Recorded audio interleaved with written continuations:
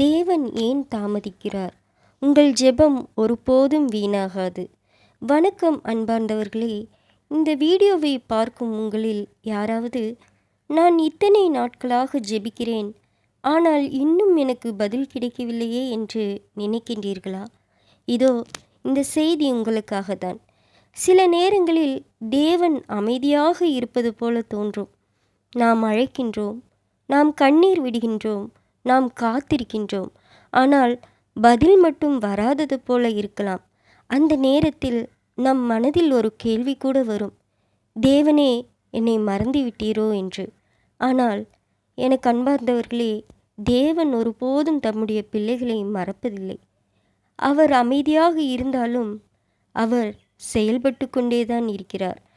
நாம் இன்று பார்க்க முடியாததை தேவன் நாளையை பார்த்து செய்கிறார். உதாரணமாக, ஒரு விவசாயி விதை விதைத்த உடனே அறுவடை செய்ய முடியாது அல்லவா? அதற்கு மழை வேண்டும், வெயில் வேண்டும், காலம் வேண்டும். அதுபோலதான் நம் வாழ்க்கையிலும் தேவன் சரியான நேரத்தை ஆயத்தப்படுத்தி கொண்டிருக்கிறார்.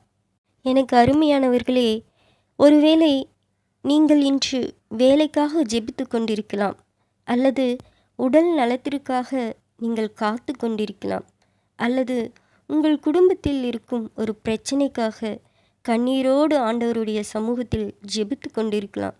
எனக்கு பிரியமானவர்களே, இந்த ஒரு விஷயத்தை மட்டும் எப்பொழுதும் மறந்து விடாதீர்கள். தேவன் தாமதிப்பார், ஆனால் ஒருபோதும் நம்மை கைவிட மாட்டார். அவருடைய நேரம் நம்முடைய நேரத்தை விட சிறந்தது. இன்று புரியாத சில விஷயங்கள் நாளை தேவனுடைய திட்டம் என்று நமக்கு புரிய வரும். அதனால் அன்பார்ந்தவர்களே, சோர்ந்து போகாதீர்கள், ஜெபத்தை நிறுத்தாதீர்கள், விசுவாசத்தை விட்டுவிடாதீர்கள். ஏனெனில் நம்முடைய வாழ்க்கைக்காக தேவன் இன்னும் செயல்பட்டு கொண்டேதான் இருக்கிறார். இன்றைய நாளிலும் கூட எனக்கு பிரியமானவர்களே, ஆண்டவர் நமக்காக தரும் வேத வார்த்தை ஏசாயாவிலிருந்து, கர்த்தருக்கு காத்திருக்கிறவர்களோ புது பலன் அடைவார்கள், அவர்கள் கழுகுகளைப் போல செட்டைகளை அடித்து எழும்புவார்கள்.